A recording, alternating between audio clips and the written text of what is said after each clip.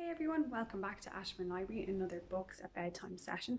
We're going to read another legend from Irish Legends for the Very Young, illustrated and written by Niamh Sharkey and published by Mercier Press.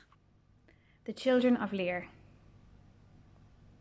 The children took a deep breath and dived underneath the amber waves of Lake Deravara, tumbling downwards past dancing weeds.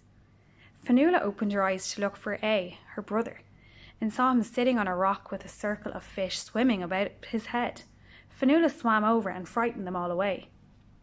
She and Aodh were no ordinary children. They had gills behind their ears and webbed fingers and toes.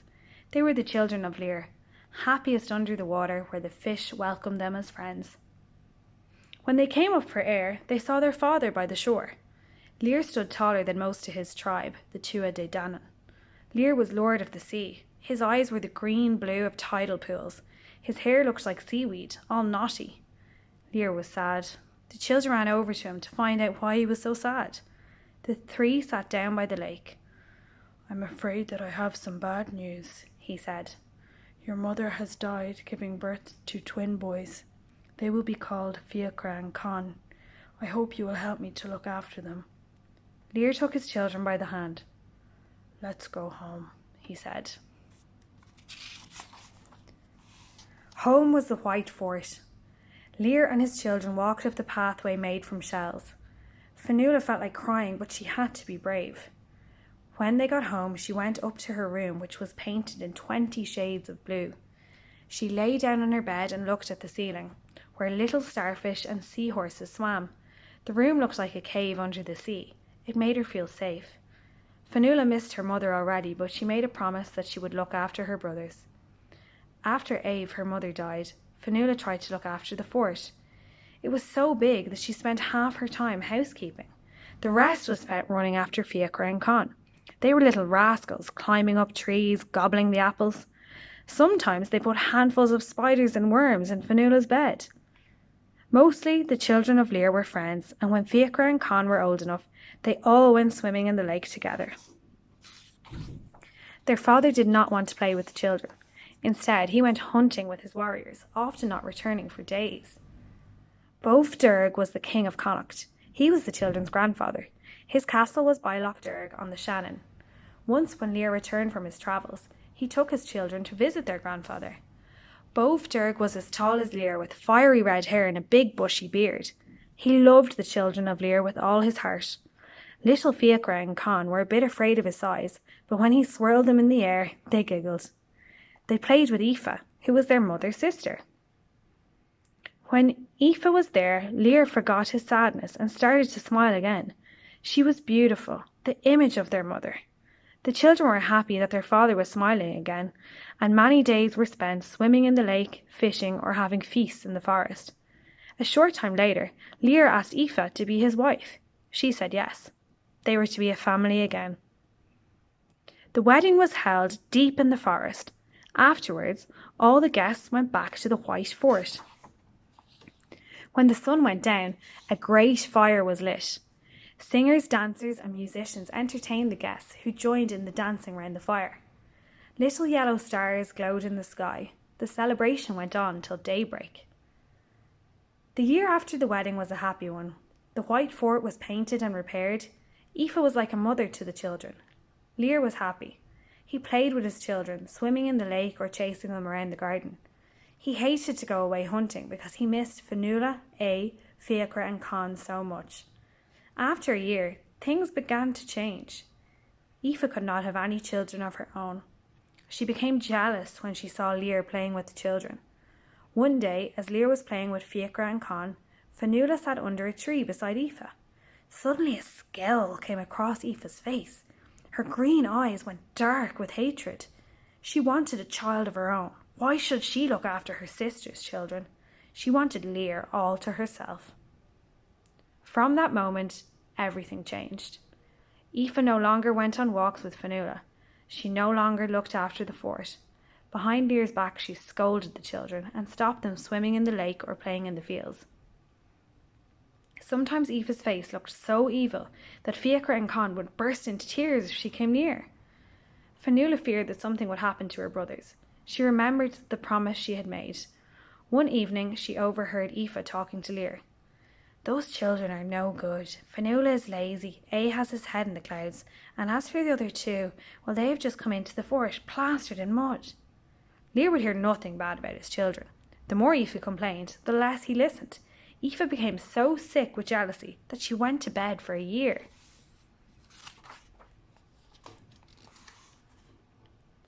One morning, when Lir was away, Aoife appeared at the door of the fort. "Children," she said with a wide smile, "I'm feeling better.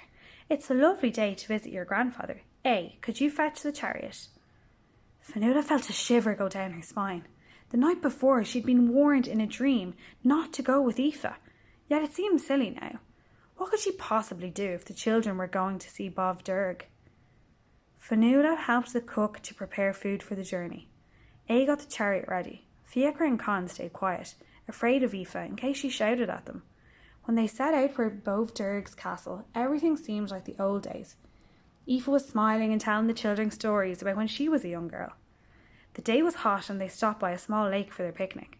The children ran over to the lake.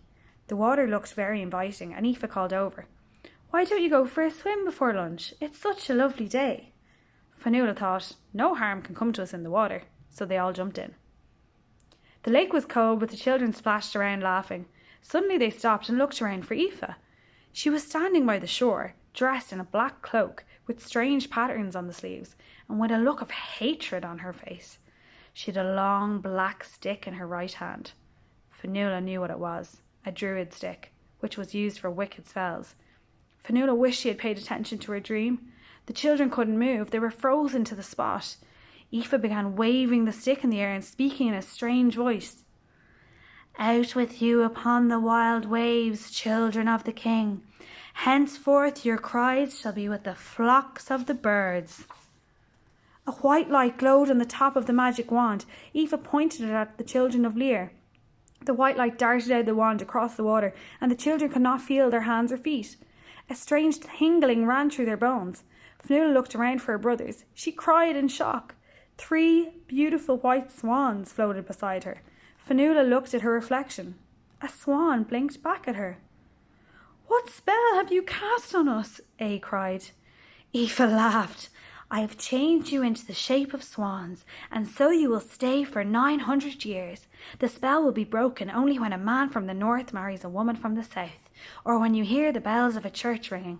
I have also put you under a gesh. That is a special spell which makes you do what I want you to do." "What do you mean?" asked Fiachra. "By my spell," cried the stepmother, "I shall have you spend the first 300 years on the lake beside your home. Then you shall fly to the icy waters between Ireland and Scotland. The final years will be spent on the island of Inishglora off the western coast."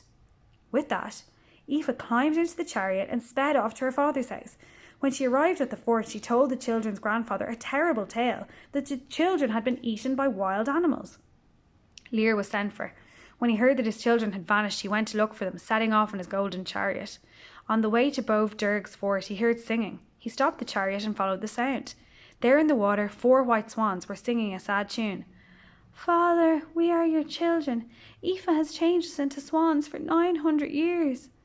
Lir was heartbroken. When he tried to lift one of the swans out of the water, he failed. Aoife's spell made it impossible to move them from the lake. Fiachra Conn started to cry. They couldn't understand what was happening since they were only 6 years old. "Do not worry, children," said their father, trying to be cheerful. "I will build a house beside the lake. We can talk all day. First, I must tell your grandfather how wicked his daughter is." When Bov Durg heard this news, his heart was also broken. Aoife grew afraid because her father's magic was stronger than hers. With a wave of his wand, he changed Aoife into a demon with scaly skin and a tongue pointed like an arrow. She flew around Lir's head, shrieking loudly, and burst out the window, never to be seen again. The years passed quickly. People came from all over Ireland to visit the children of Lir, stopping by the dwelling that Lir had built to be near his loved ones. They came to hear Fionnuala and her brother sing. One evening, as Lir sat and talked to his children, he realised that they would soon have to leave. The swans looked as beautiful as ever, but Lir had grown old.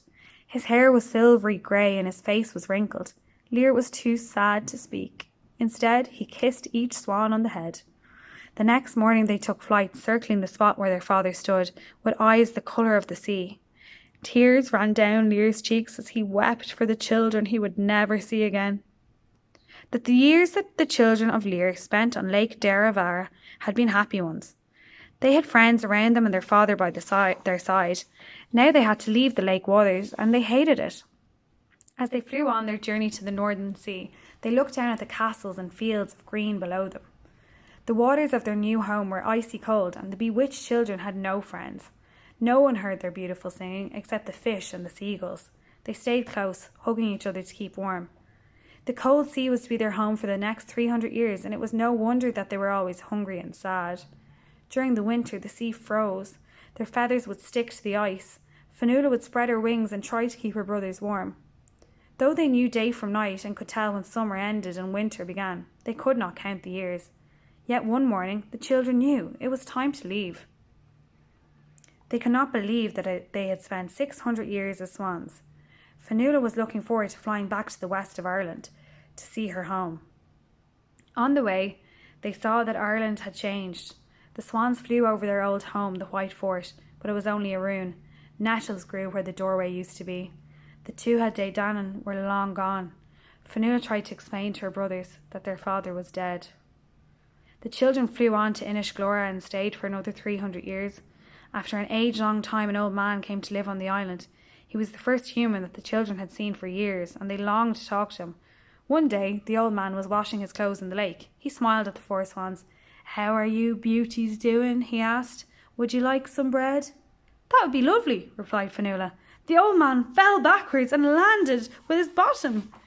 "Did one of you speak?" he asked in disbelief. "We are the children of Lir. My name is Fionnuala, and these are my brothers, Aodh, Conn, and Fiachra," Fionnuala said as she paddled over to the man. "I thought the story of the children of Lir was only make-believe," he said. "I'm a holy man, sent here to build a church." Fionnuala was delighted when she heard this. When Aoife made the spell, she said it would be broken only if the children heard the bell of a church ringing, or when a man from the north was to marry a woman from the south. Fionnuala could see the end coming near. Many warriors from Connacht came to the holy man to give him old swords and spears. These were to be melted down to make a bell. The news made the children of Lir very excited. They swam on the lake, singing voices with their lovely voices. On the day the bell was ready, a warrior arrived to steal the swans. He was Lurgan, king of Connacht. He had promised the singing swans to his new wife, the princess of Munster. The princess had heard stories of their beautiful voices and wanted them for the pond in her garden. The holy man tried to fight Lurgan off, but he was too weak. The king put Fionnuala and her brothers in his chariot. They flapped their wings and shrieked, "Set us free! We are the children of Lir!" At that moment, the swans heard the bell ringing loud, dingle-dangling. It was music to their ears. Fionnuala then knew the spell was broken. The king cried out in horror as the swans in front of him changed. White feathers fell and swirled in the air. The swans were gone, and standing in front of the king were 4 old people, but their eyes sparkled. The children of Lir had been waiting 900 years, and now the spell was broken. Fionnuala hugged her 3 brothers in delight. They spent the rest of their days with the holy man, telling him stories of the evil Aoife and how she had been changed into a demon. They also told of their sad days spent on the frozen sea, fighting the waves. Although their tale was a mournful one, for the rest of their days they were happy. Fionnuala and her 3 brothers liked to sit by the lake in the evenings, and as they watched the golden stars appear, they remembered their father playing jockey-back with Fiachra Conn, or swimming underneath the water with Fionnuala and Aodh. They sometimes stayed up all night recalling the White Fort and the fun they had had as the children of Lir.